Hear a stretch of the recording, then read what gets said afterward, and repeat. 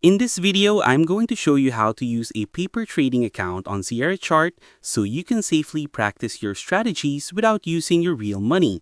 So first of all, some steps in here won't be shown on the screen due to restriction, so listen carefully as I explain each step. So first launch Sierra Chart and then go to the top menu and then click the global settings. And then under that, the data trade service settings.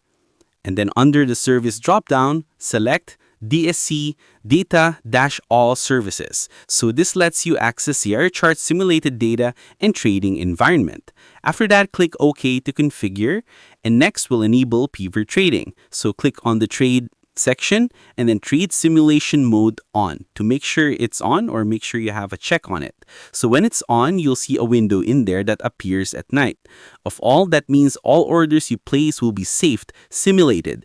And after that, you can now open a chart to start trading. So in order to do that, just simply go to the file and then find symbol and then pick a symbol from the list. For example, is ES25 if you're saying the leading S&P futures, and then click on the Open Intraday Chart.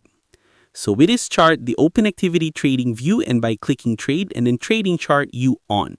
So now you can place simulated buy and sell orders directly on the chart. So to review your trades, just simply go to the trade and then Trade Activity Logs. So this shows your order history, fills, and overall performance. So it's super helpful for you viewing and refining your trading plans. So if you want to have a fresh starts, just simply click the trade again and then clear trade simulation orders and details. So this process for paper trading account, and that's it. So you're now ready to practice trading in Sierra Charts with Sierra Charts Easy. If you found this video helpful, don't forget to like, share, and subscribe to the channel.